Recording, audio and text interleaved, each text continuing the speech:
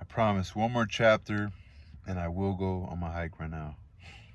I have a lot of time to kill, and I feel like I'm not gonna. I feel like this stuff on my phone, I'm gonna have to catch up. Where did my beautiful hair go? But I'm gonna have to catch up to all my data because I feel like my phone's gonna get pretty busy. Dazzled by so many and such marvelous inventions, the people of Macondo did not know where their amazement began. They stayed up all night looking at the pale electric bulbs fed by the plant that Oriano Triste had brought back when the train made its second trip, and it took time and effort for them to grow accustomed to its obsessive tum-tum. They became indignant over the living images that the prosperous merchant Bruno Crespi projected in the theater with the lion head ticket windows for a character who had died and was buried in one film and for whose misfortune tears of affliction had been shed would appear alive and transform into an Arab in the next one. The audience, who paid 2 cents apiece to share the difficulties of the actors, would not tolerate the outlandish fraud, and they broke up the seats. The mayor, at the urging of Bruno Crespi, explained in a proclamation that the cinema was a machine of illusions that did not merit the emotional outbursts of the audience. With that discouraging explanation, many felt that they had been the victims of some new and showy gypsy business, and they decided not to return to the movies, considering that they already had too many troubles of their own to weep over. The acted out misfortunes of imagery beings. No, that they already had too many troubles of their own to weep over the acted out misfortunes of imaginary beings. Something similar happened with the cylinder phonographs that the merry matrons from France brought with them as a substitute for the antiquated hand organs, and that for a time had serious effects on the livelihood of the band of musicians. At first, curiosity increased the clientele on the forbidden street, and then there was even word of respectable ladies who disguised themselves as workers in order to observe the novelty of the phonograph from first hand, but from so much and such close observation they soon reached the conclusion that it was not an enchanted meal as everyone had thought, and as the matrons had said, but a mechanical trick that could not be compared with something so moving, so human, and full of everyday truth as a band of musicians. It was such a serious disappointment that when phonographs became so popular, there was one in every house. They were not considered objects for amusement for adults, but something good for children to take part. On the other hand, when someone from the town had the opportunity to test the crude reality of the telephone, installed it in the railroad station, which was thought to be a rudimentary version of the phonograph because of its crank, even the most incredulous were upset. It was as if God had decided to put to the test every capacity for surprise and was keeping the inhabitants of Macondo in a permanent alternation between excitement and disappointment, doubt and revelation, to such an extreme that no one knew for certain where the limits of reality lay. It was an intricate stew of truths and mirages that convulsed the ghost of Jose Ricardo Buendia under the chestnut tree with impatience and made him wander all through the house even in broad daylight. Ever since the railroad had been officially inaugurated and had begun to arrive with regularity on Wednesdays at 11 o'clock, and the primitive wooden station with a desk, a telephone, and a ticket window had been built, on the streets of Macondo, men and women were seen who had adopted everyday and normal customs and manners, but who really looked like people out of a circus.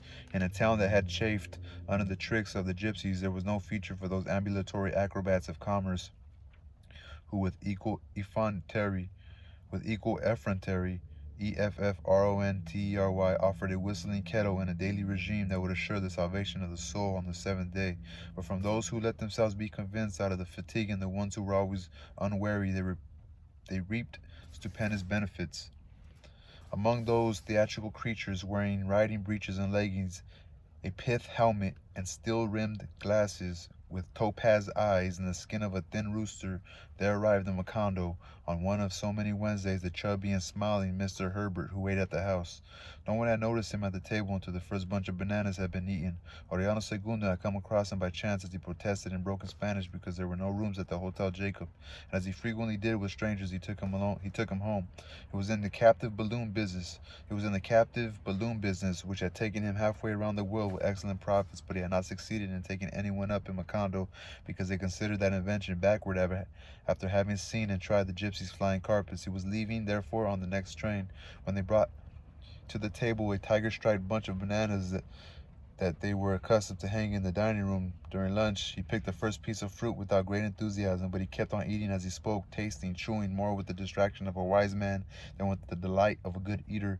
And when he finished the first bunch, he asked them to bring him another. Then he took a small case with optical instruments out of the toolbox that he always carried with him. With the suspicious attention of a diamond merchant, he examined the banana meticulously, dissecting it with a special scalpel, weighing the pieces on a pharmacist's scale, and calculating its breadth with the gunsmith's calipers.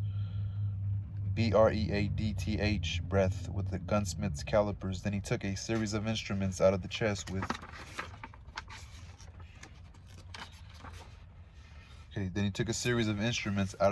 with which he measured the temperature, the level of humidity in the atmosphere, and the intensity of the light. It was such an intriguing ceremony that no one could eat in peace, as everybody waited for Mr. Herbert to pass a final and revealing judgment. But he did not say anything that allowed anyone to guess his intentions. On the days that followed, he was seen with a net and a small basket hunting butterflies on the outskirts of town.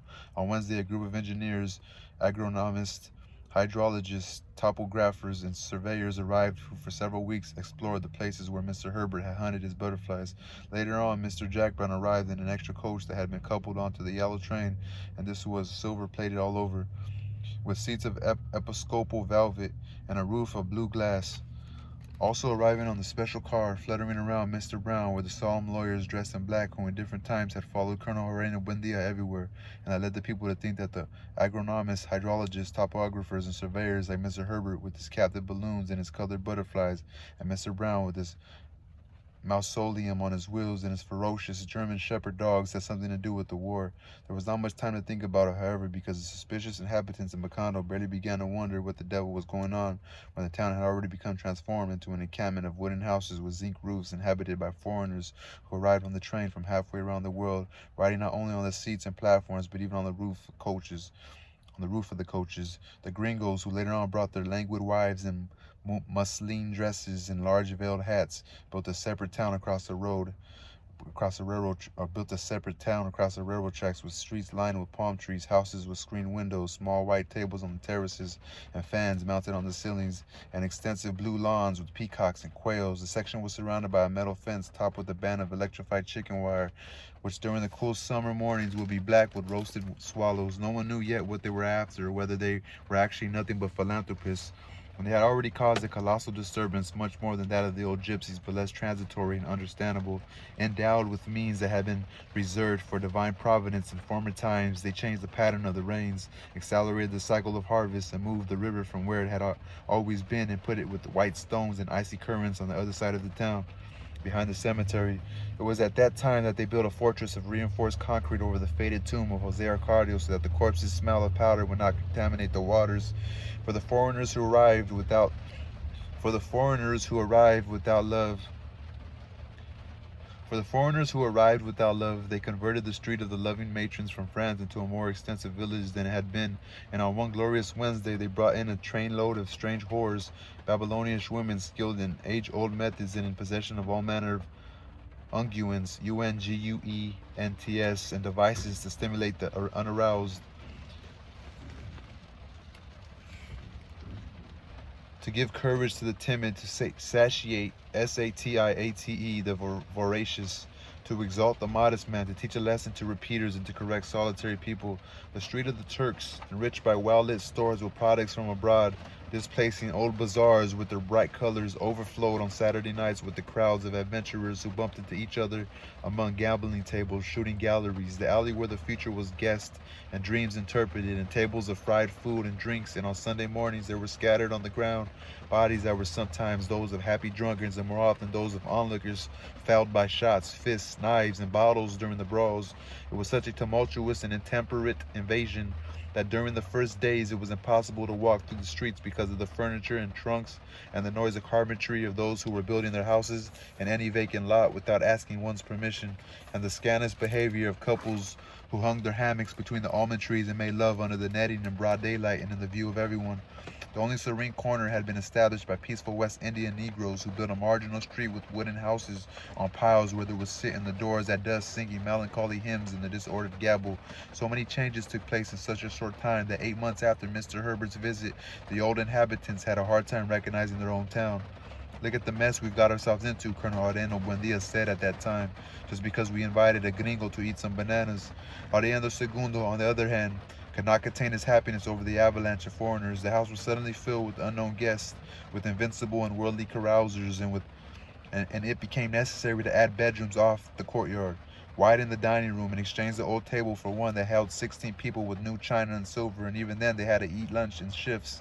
Fernanda had to swallow her scruples and treat guests of the worst sort like kings as they muddied the porch with their boots, urinated in the garden, laid their mats down anywhere to take their siesta, and spoke without regard for sensitivities of ladies or the proper behavior of gentlemen. Amaranta was so scandalized with the plebeian, Plebean, with the plebeian invasion that she went back to eating in the kitchen as in olden days. Colonel Arellano Buendia, convinced that the majority of those who came into his workshop to greet him were not doing it because of sympathy or regard, but out of curiosity to meet a historical relic, a museum fossil, decided to shut himself in by barring the door, and he was not seen anymore except on very rare occasions when he would sit at the street door. Ursula, on the other hand, even during the days when she was already dragging her feet and walking about, groping along the walls, felt the juvenile excitement as the time for the arrival of the train approached. We have to prepare some meat and fish. She would order the 4 cooks who hastened to have everything ready under the imperturbable direction of Santa Sofia de la Piedad. We have to prepare everything, she insisted, because we never know what these strangers like to eat. The train arrived during the hottest time of day. At lunchtime, the house shook with the bustle of a marketplace, and the perspiring guests who did not even know who their hosts were, trooped in to occupy the best places at the table, while the cooks bumped into each other with enormous kettles of soup, pots of meat, large gourds filled with vegetables, and troughs of rice, and passed around the contents of barrels of lemonade with inexhaustible inexhaustible ladles. LADLES. The disorder was such that Fernanda was troubled by the idea that many were eating twice, and on more than one occasion she was about to burst out with the vegetable hawker's insults because someone at the table in confusion asked her for the check. More than a year had gone by since Mr. Herbert's visit, and the only thing that was known was that the gringos were planning to plant banana trees in the enchanted region that Jose Ricardo Buendia and his men had crossed in search of route to great inventions. 2 other sons of Colonel Arellano Buendia with the cross of ashes on their foreheads arrived, drawn by the great volcanic belch, and they justified their determination with a phrase that may have explained everybody's reasons. We came, they said, because everyone is coming. Remedios, the beauty, was the only one who was immune to the banana plague. She was becalmed in a magnificent adolescence, more and more impenetrable to formality, more and more indifferent to malice and suspicion, happy in her own world of simple reality. She did not understand why women complicated their lives with corsets and petticoats, so she sold herself a coarse cassock, CASSOCK, that she simply put over her, and without further difficulties resolved the problem of dress without taking away the feeling of being naked, which according to her lights was the only decent way to be when at home. They bothered her so much to cut the rein of her hair that already reached to her thighs, and to make rolls with combs and braids with red ribbons, that she simply shaved her head and used the hair to make wigs for the saints. The startling thing about her simplifying instinct was that the more she did away with fashion in search for a comfort, and the more she passed over conventions that she obeyed spontaneity, the more disturbing her incredible beauty became, and the more provocative she became to men. When the sons of Colonel Arellano Buendia were in Macondo for the first time, Ursula remembered that in their veins they bore the same blood as her great-grandfather, and she shuddered with the forgotten fright. "Keep your eyes wide open," she warned her. "With any of them, your children will come out with the tail of a pig." The girl paid such little attention to the warning that she dressed up as a man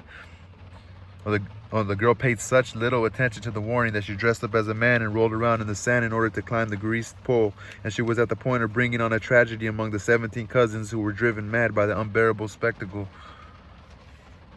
That was why none of them slept at the house when they visited the town, and the 4 who had stayed lived in rented rooms at Ursula's insistence. Remedios of Beauty, however, would have died laughing if she had known about that precaution.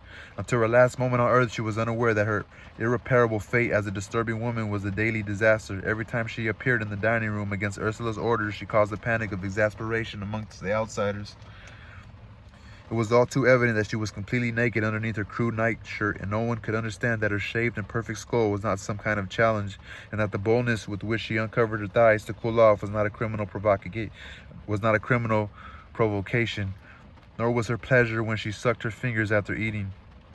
What no member of the family ever knew was that the strangers did not take long to realize that Remedios the Beauty gave off a breath of perturbation, Perturbation, a tormenting breeze that was still perceptible several hours after she passed by. Men expert in the disturbances of love, experienced all over the world, stated that they had never suffered an anxiety similar to the one produced by the natural smell of Remedios the Beauty.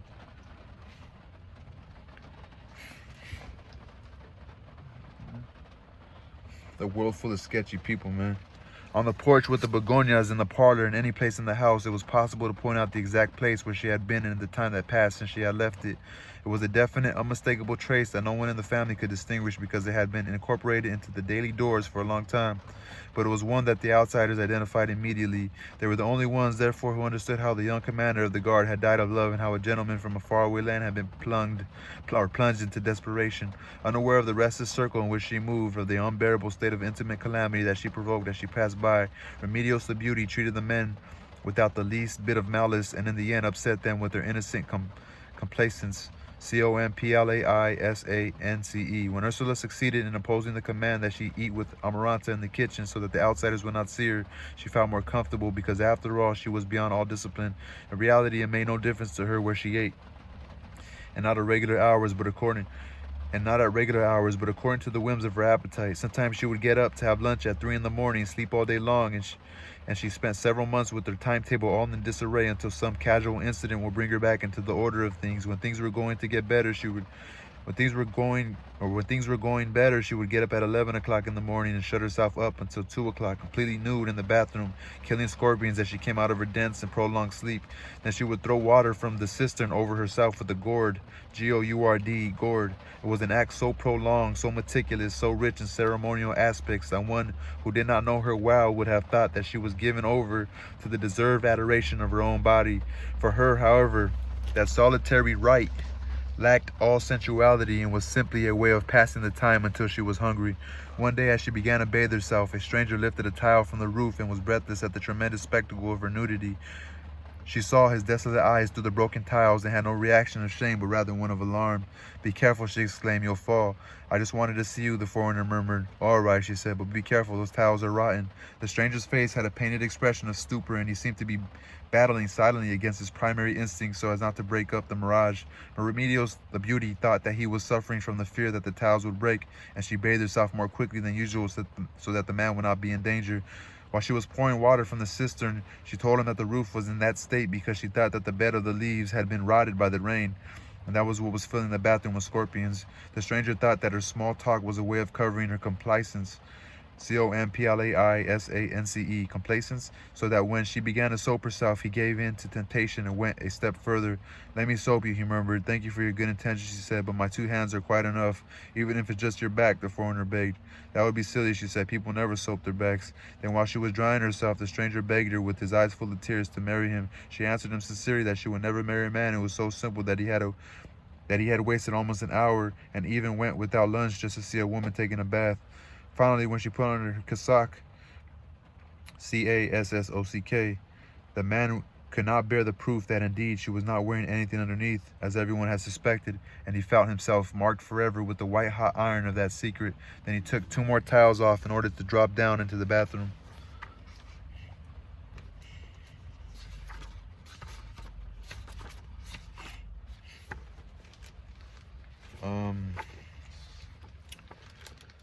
"It's very high," she warned him in fright. "You'll kill yourself." The rotten tiles broke with the noise of disaster, and the man barely had time to let out a cry of terror as he cracked his skull and was killed outright on the cement floor.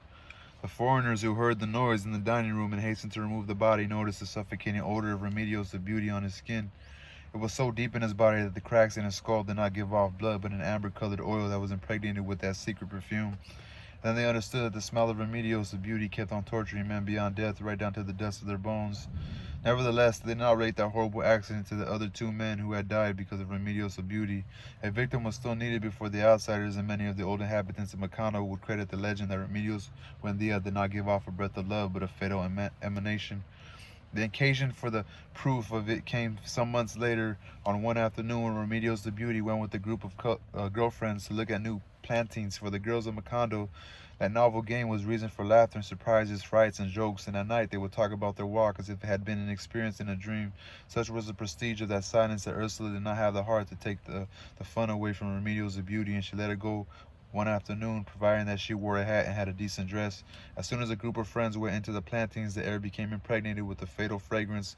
The men who were working along the roads felt possessed by a strange fascination, menaced by some invisible danger, and many succumbed to a terrible desire to weep. Remedios the Beauty and her startled friends managed to take refuge in a nearby house, just as they were about to be assaulted by a pack of ferocious males. A short time later, they were rescued by the 4 Orianos, whose crosses of ash inspired a sacred respect as if they were case remarks, stamps of invulnerability. Remedios the Beauty did not tell anyone that of the men. Taking advantage of the tumult, had managed to attack her stomach with a hand that was more like the claw of an eagle clinging to the edge of a precipice. She faced the attacker in a kind of instantaneous flash and saw the disconsolate eyes, which remained stamped on her heart, like the coals of pity. That night, the man boasted of his audacity and swaggered over his good luck on the street of the Turks a few minutes before the kick of a horse crushed his chest and a crowd of outsiders saw him die in the middle of the street, drowned in his own bloody vomiting. A short time later, they were rescued by 4 Orianos. Crosses of ash inspired a sacred respect as they were case marks and stamps of invulnerability. Okay. The supposition of that Remedios the Beauty possessed powers of death was then borne out by 4 irrefutable events. Although some men who were easy with their words said that it was worth sacrificing one's life for a night of love with such an arousing woman, the truth was that no one made any effort to do so, perhaps not only to attain her, but also to conjure away her dangers. All that was needed was a feeling as primitive and as simple as that of love. But that was the only thing that did not occur to anyone. Ursula did not worry about her anymore. On another occasion, when she had yet given up the idea of saving her for the world, she had tried to get her interested in basic domestic affairs. Men demand much more than you think, she would tell her enigmatically. There's a lot of cooking, a lot of sweeping, a lot of suffering over little things beyond what you think. She was deceiving herself within, trying to train her for domestic happiness, because she was convinced that once his passion was satisfied, there would not be a man on the face of the earth capable of tolerating, even for a day, a negligence that was beyond all understanding. The birth of the latest Jose Arcadio and her unshakable will to bring him up to be Pope finally caused her to cease worrying about her great-grandfather. She abandoned her to her fate, trusting that sooner or later a miracle would take place and that in this world of everything there would also be a man with enough sloth to put up with her. For a long time already, Amaranta had given up trying to make her into a useful woman since those forgotten afternoons when her niece barely had enough interest to turn the crank on the sewing machine. She had reached the conclusion that she was simple-minded. "We're going to have to raffle you off," she would tell her, perplexed at the fact that men's words would not penetrate her. Later on, when Ursula insisted that Remedios of Beauty go to mass with her face covered with a shawl, Amaranta thought that a mysterious recourse like that would turn out to be so provoking that soon a man would come who would be intrigued enough to search out patiently for the weak point of her heart. But when she saw the stupid way in which she rejected a pretender who for many reasons was more desirable than a prince, she gave up all hope. Fernanda did not even make any attempt to understand her. When she saw Remedios the Beauty dressed as a queen at the bloody carnival, she thought that she was an extraordinary creature, but when she saw her eating with her hands, incapable of giving an answer that was not a miracle of simple-mindedness, the only thing that she lamented was the fact that the idiots in the family lived so long, in spite of the fact that Colonel Aureliano Buendia kept on believing and repeating that Remedios the Beauty was in reality the most lucid being that he had ever known, and that she showed it at every moment with her startling ability to put things over on everyone. They let her go her own way. Remedios the Beauty stayed there wandering through the desert of solitude, bearing no cross on her back, maturing in her dreams without nightmares, her interminable baths, her unscheduled meals, her deep and prolonged silences that had no memory until one afternoon in March, when Fernando wanted to fold her Brabant B-R-A-B-A-N-T sheets in the garden and asked the woman in the house for help. She had just begun when Amaranta noticed that Remedios the Beauty was covered all over by an intense paleness.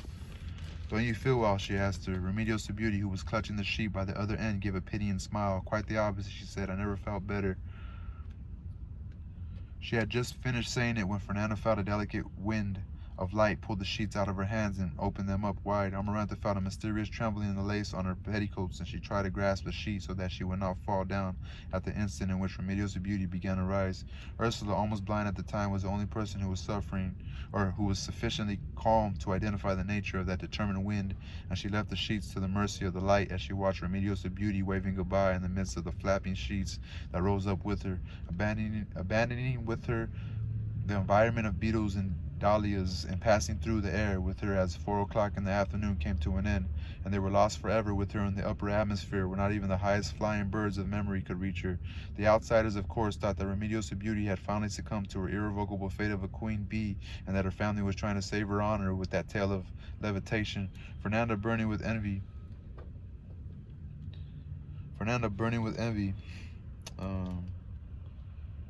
where is it at?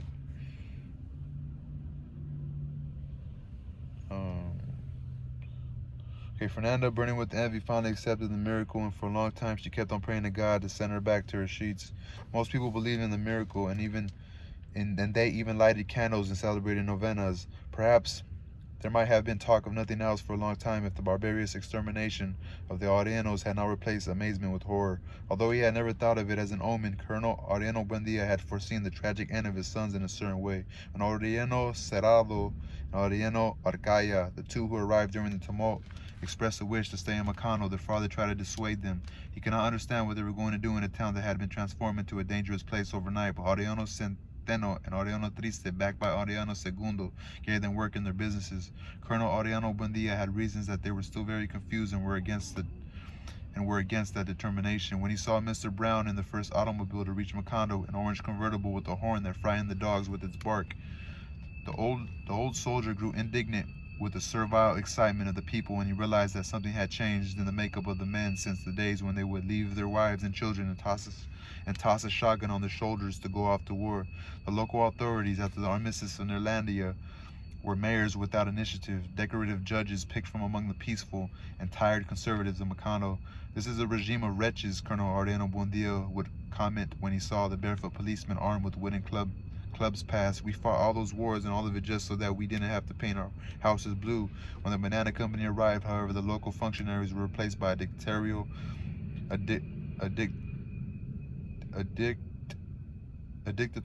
foreigners. When the banana company arrived, however, the local functionaries were replaced by a dictatorial foreigners, like a dictator, whom Mr. Brown brought to live in the electrified chicken yard so that they could enjoy, as he exclaimed it, the dignity that their status warranted, and so that they would not suffer from the heat and the mosquitoes and the countless discomforts and privations of the town. The old policemen were replaced by hired assassins with machetes. Shut up in his workshop, Colonel Aureliano Buendia thought about those changes, and for the first time in his quiet years of solitude, he was tormented by the definite certainty that it had been a mistake not to have continued the war to its final conclusion. During that time, a brother of forgotten Colonel Magnifico Visbal was taking his 7-year-old grandson to get a soft drink at one of the push carts on the square, and because the child accidentally bumped into a corporal of police and spilled the drink on his uniform, the barbarian cut him to pieces with his machete, and with one stroke he cut off the head of the grandfather as he tried to stop him. The whole town saw the decapitated man pass by as a group of men carried him to his house, with the woman dragging the head along by its hair and the bloody sack with the pieces of the child. For Colonel Aureliano Buendia, it meant the limits of atonement. He suddenly found himself suffering from the same indignation that he had felt in his youth over the body of the woman who had been beaten to death because she had been bitten by a rabid dog. Excuse me. He looked at the groups of the bystanders in front of the house, and with his old stentorian, Stentorian, his stentorian voice restored by a deep disgust with himself, he unloaded upon them the burden of hate that he could no longer bear in his heart. One of these days, he shouted, "I'm going to arm my boys so we can get rid of these shitty gringos."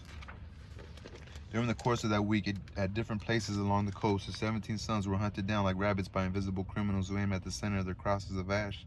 Aureliano Triste was leaving the house with his mother at 7 in the evening when a rifle shot came out of the darkness and perforated his forehead.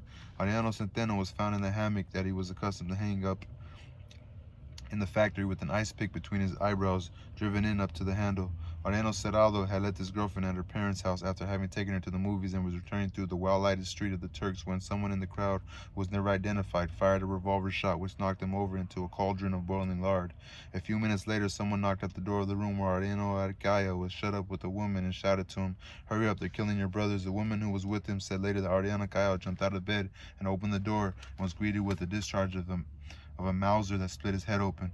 On the night of death, while the house was preparing to hold a wake for the four corpses, Fernanda ran through the town like a madwoman looking for Ariano Segundo, who Petra Cotes had locked up in a closet. Thinking that the order of extermination included all who bore the colonel's name, she would not let him out until the fourth day, when the telegrams received from different places along the coast made it clear that the fury of the invisible enemy was directed only at the brothers marked with the crosses of ash. Amaranta faced a ledger where she had written down the facts about her nephews, and as the telegrams arrived, she drew through the names until only that of the eldest remained. They remembered him very well because of the contrast between his dark skin and his green eyes. His name was Ariano Amador, and he was a carpenter living in a village hidden in the foothills. After waiting 2 weeks for the telegram telling of his death, Ariano Segundo sent a message to him in order to warn him, thinking that he might not know about the threat that hung over him. The emissary returned with the news that Ariano Amador was safe. The night of the extermination, 2 men had gone to get him at his house and had shot at him with their revolvers, but they had missed the cross of ashes. Ariano Amador had been able to leap over the wall of the courtyard and was lost in the labyrinth of the mountains, which he knew like the back of his hand, thanks to the friendship he maintained with the Indians from whom he bought wood. Nothing more was heard of him. Those were dark days for Colonel Ariano Buendia. The President of the Republic sent him a telegram of condolence in which he promised an exhaustive investigation and paid homage to the dead men. At his command, the mayor appeared at the services with 4 funeral wreaths, which he tried to place on the coffins, but the colonel ordered him into the street. After the burial, he drew up personally and submitted to the President of the Republic a violent telegram which the telegrapher refused to send. That he enriched it with terms of singular aggressiveness, put it in an envelope, and mailed it. As happened with the death of his wife, as happened to him so many times during the war with the deaths of his best friends, he did not have a feeling of sorrow, but a blind and directionless rage, a broad feeling of impotence. He even accused Father Antonio Isabel of complicity for having marked his sons with indelible ashes so that they could be identified by their enemies. The decrepit priest, who could no longer string ideas together and who was beginning to startle his parishioners with the wild interpretations he gave from the pulpit, appeared one afternoon at the house with the goblet in which he had prepared the ashes that Wednesday, and he tried to anoint the whole family with them to show that they could be washed off with the water. But the horror of the misfortune had penetrated so deeply that not even Fernanda would let him experiment on her, and never again was Buendia seen to kneel at the altar rail on Ash Wednesday. Colonel Ariano Buendia did not recover his calm for a long time. He abandoned the manufacture of little fishes, ate with great difficulty, and wandered all through the house as if walking in sleep, dragging his blanket and chewing on his quiet rage. At the end of 3 months, his hair was ashen, his old waxed mustache poured down beside his colorless lips, but on the other hand, his eyes were once more the burning coals that had startled those who had seen him born, and that in other days had made chairs rock with a simple glance. In the fury of his torment, he tried futilely to rouse the omens that had guided his youth along dangerous paths into the desolate wasteland of glory. He was lost, astray in a strange house where nothing and no one now stirred in him the slightest vestige of affection. Once he opened Melquiada's room, looking for the traces of a past from before the war, and he found only a rubble trash, piles of waste accumulated over all years of abandonment. Between the covers of the books that no one had ever read again, and the old parchments damaged by dampness, a livid flower had prospered, and in the air that had been the purest and brightest in the house, an unbearable smell of rotten memories floated. One morning he found Ursula weeping under the chestnut tree at the knees of her dead husband. Colonel Oriano Buendia was the only inhabitant of the house who still did not see the powerful old man who had been beaten down by half a century in the open air. "Say hello to your father," Ursula told him. He stopped for an instant in front of the chestnut tree, and once again he saw that the empty space before him did not arouse an affection either. "What does he say?" he asked. "He's very sad," Ursula answered, "because he thinks that you're going to die." "Tell him," the colonel said, smiling, "that a person doesn't die when he should, but when he can." The omen of the dead father stirred up the last remnant of pride that was left in his heart, but he confused it with a sudden gust of strength. It was for that reason that he hounded Ursula to the town where in the courtyard the gold coins that they found inside the plaster of St. Joseph were buried. You'll never know, she told him with a firmness inspired by an old lesson. "One day," she added, "the owner of that fortune will appear, and only he can dig it up." No one knew why a man who had always been so generous had begun to covet money with such anxiety, and not the modest amounts that would have been enough to resolve an emergency, but a fortune of such mad size that mere mention of it left Ariano Segundo awash in amazement. His old fellow party members, too, whom he went asking for help, hid so as not to receive him. It was around that time that he was heard to say, the only difference today between liberals and conservatives is that the liberals go to mass at 5 o'clock and the conservatives at 8. Nevertheless, he insisted with such perseverance, begged in such a way, broke his code of dignity to such a degree that with a little help from here and a little more from there, sneaking about everywhere with a slippery diligence and a pitiless perseverance, he managed to put together in 8 months more money than Ursula had buried. Then he visited the ailing Colonel Gabriel Marquez so that he would help him start the total war. At a certain time, Colonel Gabriel Marquez was really the only one who could have pulled, even from his paralytic's chair, the musty strings of rebellion. After the armistice of Neerlandia, while Colonel Oriano Buendia took refuge with his little goldfishes, he kept in touch with the rebel officers who had been faithful to him until the defeat. With them, he waged the sad war of daily humiliation, of entreaties and petitions, of come back tomorrow, of any time now, of we're studying your case with the proper attention. The war hopelessly lost against the many yours most trulies who should have signed and would never sign the lifetime pensions. The other war, the bloody one of 20 years, did not cause him as much damage as the corrosive war of eternal postponements. Even Colonel Gabriel Marquez, who escaped 3 attempts on his life, survived 5 wounds, and emerged unscathed from innumerable battles, succumbed to that atrocious siege of waiting, and sank into the miserable defeat of old age. Thinking of Amaranta among the diamond-shaped patches of light in a broad house, the last veterans of whom he had word had appeared photographed in a newspaper with their faces shamelessly raised beside an anonymous president of the republic who gave them buttons with his likeness on them to wear in their lapels and returned to them a flag soiled with blood and gunpowder so that they could place it on their coffins. The others, more honorable, were still waiting for a letter in the shadow of public charity, dying of hunger, living through rage, rotting of old age amid the exquisite shit of glory. So that when Colonel Ariano Buendia invited him to start a mortal conflagration, conflagration, conflagration, that would wipe out all vestiges of a regime of corruption and scandal backed by the foreign invader, Colonel Gabriel Marquez could not hold back a shudder of compassion. "Oh, Ariano," he sighed, "I already knew that you were old, but now I realize that you're a lot older than you look." Alright, that was the end of that chapter.